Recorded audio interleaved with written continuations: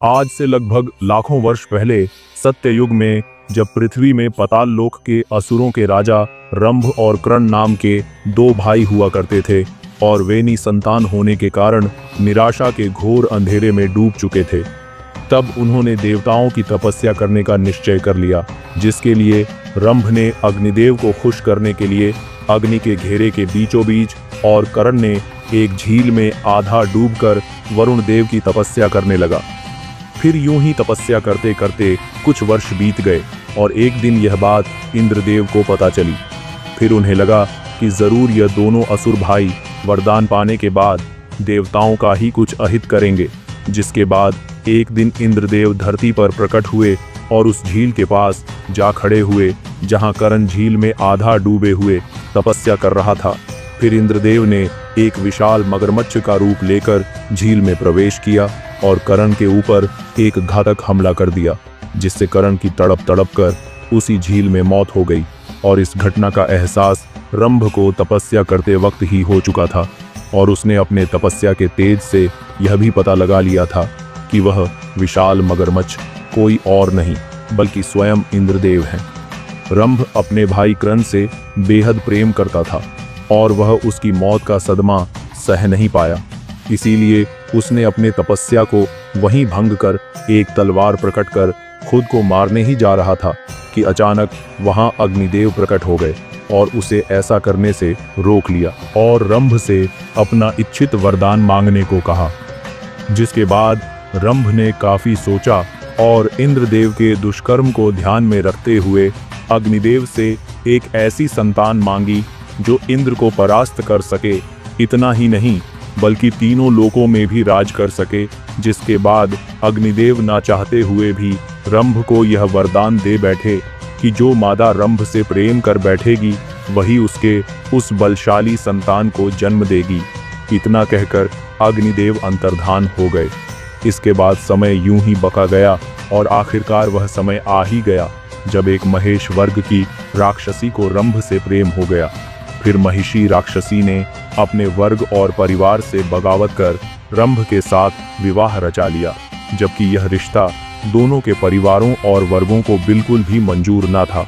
इसके कुछ वर्षों के बाद दोनों के बीच संभोग से महिष गर्भवती हुई और समय यूं ही बिता गया। फिर एक दिन महिषी वर्ग के कुछ राक्षसों ने रंभ और महिषी को अकेला देख उन हमला बोल दिया, जिसके फल स्वरूप रंभ की वही मृत्यु हो गई। जिसके बाद महिष ने अपने होने वाले संतान को बचाने के लिए वहां से भाग खड़ी हुई, पर उन महिष असुरों ने उसे भी मारने के लिए उसका पीछा किया। फिर कुछ देर बाद यक्ष द्वारा रंभ के चिता को आग लगाया गया और यह देख महिषी खुद को रोक न पाई और उस जलती हुई चिता में कूद पड़ी। जिसके बाद रंभ के साथ साथ महिषी भी उस चिता की आग में समा गई और खुद का जीवन समाप्त कर लिया। कुछ देर तक यूं ही चिता की आग जलती रही, लेकिन कुछ देर बाद उस चिता की अग्नि ने एक भयंकर रूप ले लिया।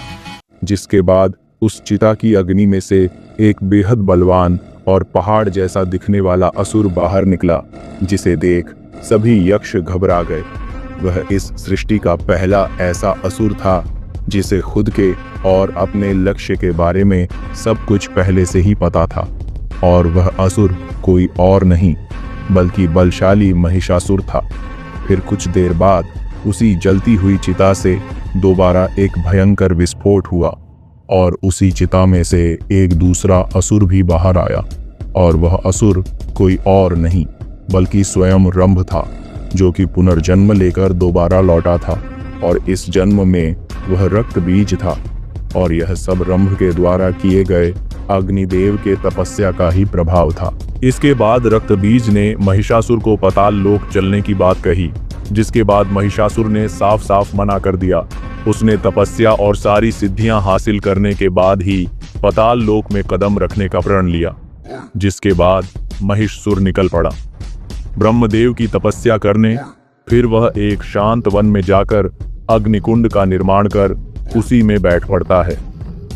तपस्या करने और ब्रह्मदेव को प्रसन्न करने के लिए वह एक अति कठिन तपस में लीन हो जाता है। तपस्या कुछ वर्षों तक यूं ही चलती रही और एक लंबे समय के बाद वह दिन आ ही गया जब ब्रह्मदेव महिषासुर से प्रसन्न होकर प्रकट हुए और फिर उन्होंने महिषासुर से अपना वरदान मांगने को कहा, जिसके बाद महिषासुर ने ब्रह्मदेव से सीधा अमर होने का वरदान मांग लिया, जिसके लिए ब्रह्मदेव ने साफ मना कर दिया और कोई दूसरा वरदान मांगने को कहा। जिसके बाद महिषासुर ने बड़े ही सोच विचार कर एक ऐसा वरदान मांगा जिसके दौरान कोई भी देवता या राक्षस उसका वध ना कर सके। दरअसल महिषासुर स्त्रियों को बेहद कमजोर समझता था। उसे हमेशा से यही लगता था कि यदि पुरुष उसका कुछ अहित नहीं कर सकते तो यह स्त्रियां आखिर उसका क्या ही अहित कर लेंगी, और उसने खुशी खुशी ब्रह्मदेव से यह वर मांग लिया। फिर ब्रह्मदेव ने महिषासुर को वरदान में सिर्फ एक महाशक्तिशाली स्त्री के हाथों ही अहित होने का वरदान देकर अंतर्धान हो गए, जिसके बाद महिषासुर जोड़ों से ठहाके लगाने लगा। फिर वह निकल पड़ा और भी अधिक से अधिक वरदान और सिद्धियां प्राप्त करने की ओर। इसके बाद हर एक वरदान प्राप्ति के बाद उसकी शक्ति अर्जित करने की कामना बढ़ती ही जाती। उसने तमाम अलग अलग देवताओं से शक्तियां अर्जित की। महिषासुर और भी शक्तिशाली बनता गया और धीरे धीरे उसने तीनों लोकों पर अपना अधिकार जमाना शुरू कर दिया। उसने स्वर्ग पर चढ़ाई कर देवताओं को पराजित कर दिया। देवताओं को परास्त कर उसने इंद्रलोक पर कब्जा कर लिया। देवता भयभीत होकर त्रिमूर्तियों ब्रह्मा, विष्णु और महेश के पास पहुंचे। त्रिमूर्तियों ने महिषासुर का वध करने के लिए अपनी अपनी शक्तियां एकत्र की। उन शक्तियों के संगम से एक अद्भुत देवी का प्रकट होना हुआ। वह देवी थी महाशक्ति दुर्गा। महिषासुर ने देवी दुर्गा को देखकर उपहास किया और उसे युद्ध के लिए ललकारा।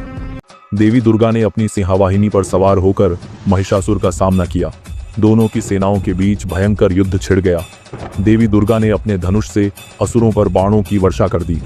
महिषासुर अपनी गदा घुमाते हुए देवी की ओर बढ़ा।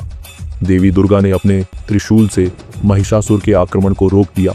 घंटों तक दोनों के बीच युद्ध चलता रहा। कभी महिषासुर हावी होता तो कभी देवी दुर्गा। अंततः देवी दुर्गा ने महिषासुर को अपने त्रिशूल से भेद दिया। महिषासुर धराशायी होकर भूमि पर गिर पड़ा और उसका अंत हो गया। देवताओं ने प्रसन्न होकर देवी दुर्गा की स्तुति की और तीनों लोकों में विजय के स्वर गूंज उठे।